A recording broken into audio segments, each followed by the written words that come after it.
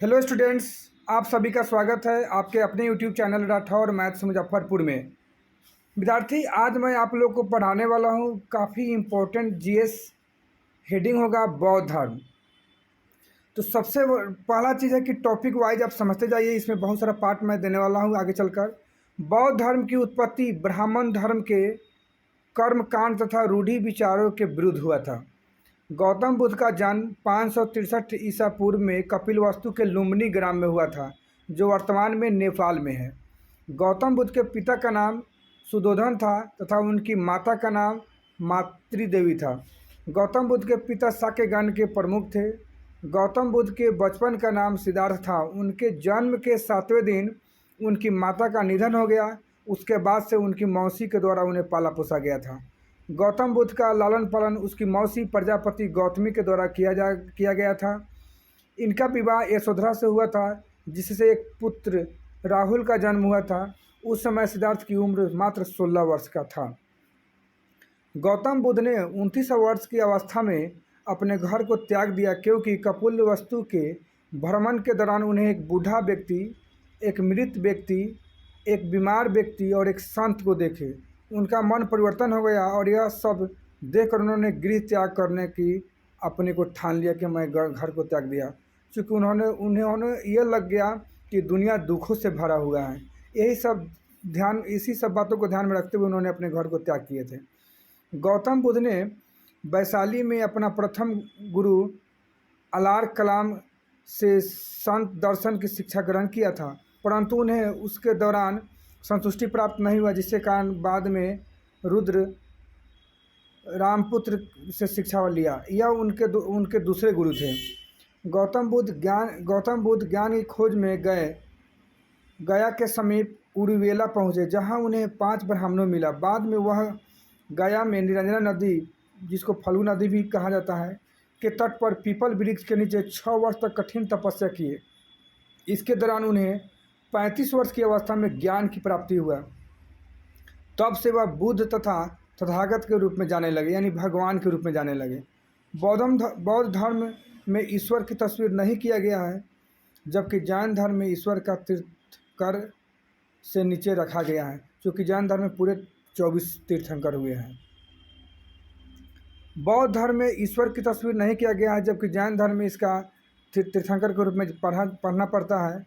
बौद्ध धर्म में आत्मा को स्वीकार नहीं किया गया है, जबकि पुनर्जन्म की चर्चा की गई है, जबकि जैन धर्म में आत्मा तथा पुनर्जन्म को स्वीकार किया गया है।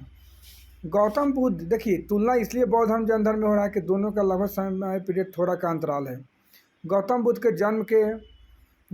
जन्म को बौद्ध धर्म में चिन्हित किया गया है। गौतम बुद्ध के गृह त्याग को घोड़ा के प्रतीक के रूप में जोड़ा गया है, जो काफ़ी इंपॉर्टेंट क्वेश्चन है। ये हमेशा एग्जाम में आते हैं। इसको आप लोग को याद करना है।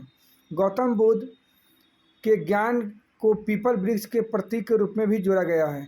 गौतम बुद्ध के मृत्यु को स्तूप के रूप में जोड़ा गया है। प्रथम बौद्ध संगीति, चूँकि आपको पता है या मैं बता रहा हूँ, बौद्ध धर्म में कुल 4 बौद्ध संगीति हुआ था, यानी 4 बैठक हुए थे।